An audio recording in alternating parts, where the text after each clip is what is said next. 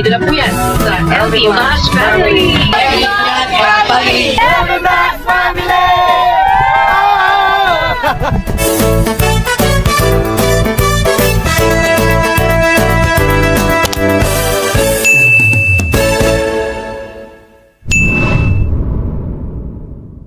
Good morning po mga ka-fams. Good morning, good morning, good morning. Agahan po natin. Kain po tayo. Meron po tayong pansit, canton, biko. Suman. Yan po ang ating breakfast. Suman na walang saging.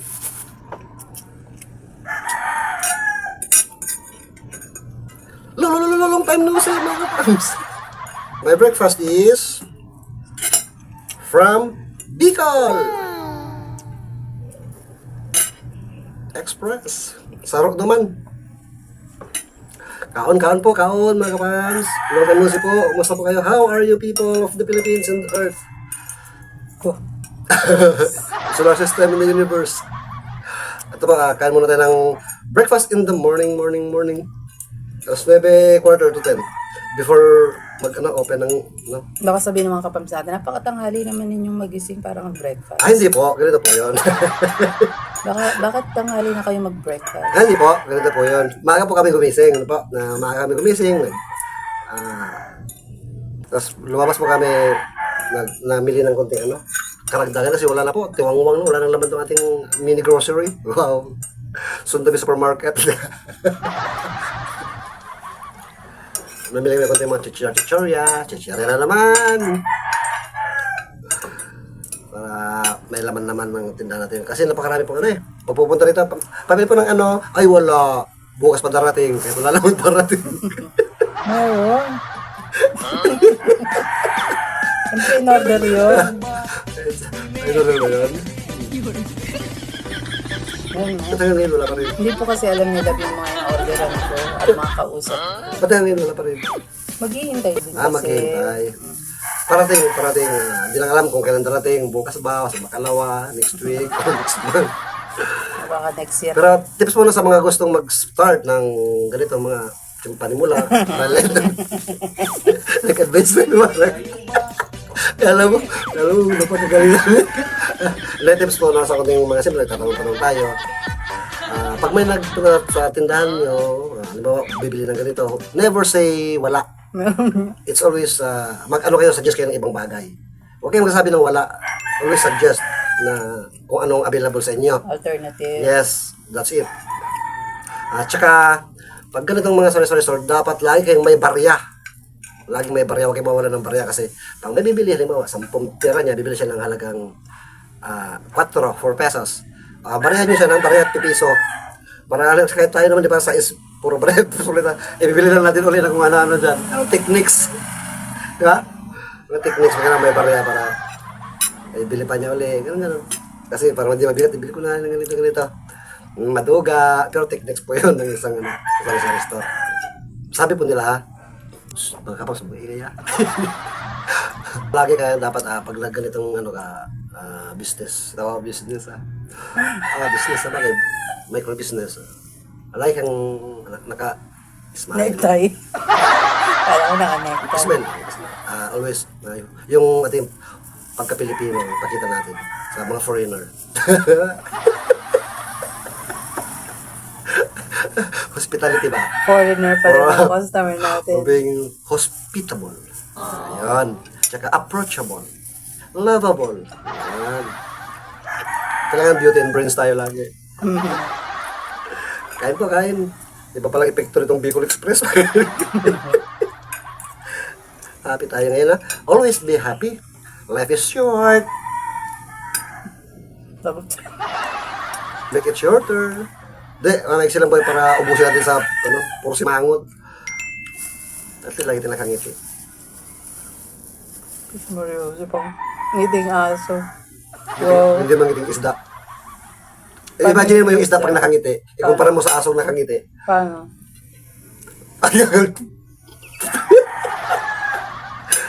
Isda kasi kapag ganun po kaganon. Oo. Ang aso man. Peace, yo. Teka muna, kayo Kain po. Unang subo para sa atin lahat mga kapams. Para sa ating Hindi. kababayan. Pangalawang subo na pala to. Para sa ating mga Let's kababayan. eat right.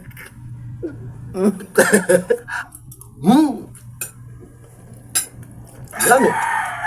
Mga ka-fams, ito lang po isisingit ko. Total naman po ay kumakain po kami. Tayo, baka may mga nagbe-breakfast po dyan.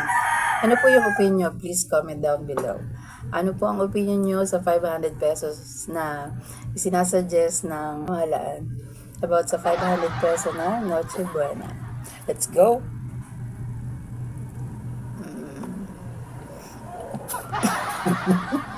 Ba yun? Pagkatapos po namin mag-breakfast, mag-open na po kami. Tapos marami pong gagawin. Kasi may pang-refill na naman po tayo. Mga kapams, bagong repack po natin to mani. Ayun. Mani 5 pesos po. po namin. 5 pesos lang po namin. 5 pesos po namin yung tinitinda. Only 5 pesos. Yes. Napakamura po. Ano ba? Tsaka meron po pang Huwag yan. okay. Yun lang po mga ka-fams. Konting update lang po ito para sa ating lahat. Enjoy nyo po ang inyong breakfast, lunch, at dinner. Kung ano man po ang oras na meron kayo sa mga oras na ito. Kung saan man kayong panig ng mundo. Ano pala yung sugar mga ka-fams? Repack uli kami. Para samahan niyo po kami nagmahal. Pasensya na po. Kanina po, abang kami namimili, pauwi na kami. Yung motor namin ang ingay-ingay. Hindi lang namin nakuhanan kasi daming bit-bit po. Ano siya, nagkukusa po siyang nagbubusina. Huh? Kasi nga po na, napitpit na po ng karton.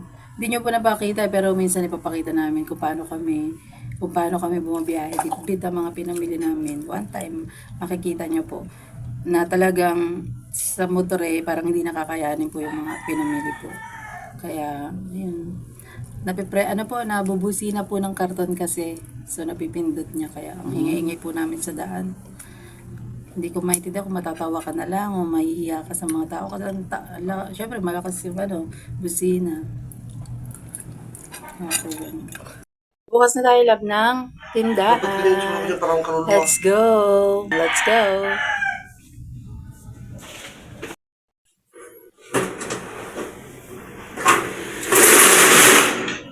Wow! Ate Chan! Good morning mga kapams!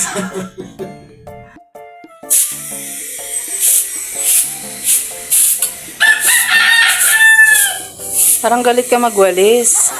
Wala pa sa start ka nung sound sa tupad.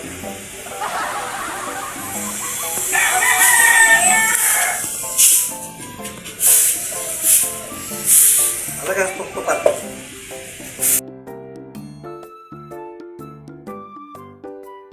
Natin mga ka-fams yung ginagawa po nila sa labas. Let's go. Ay, putol.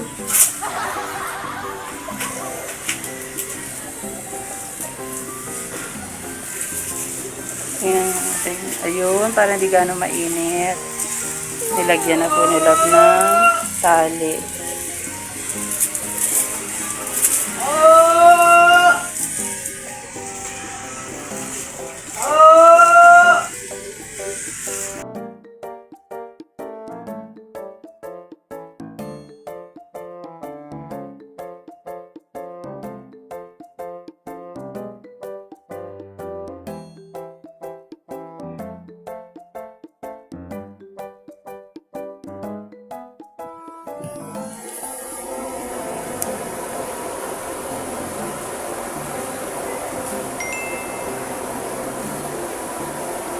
Kailangan lang to ng konting linis.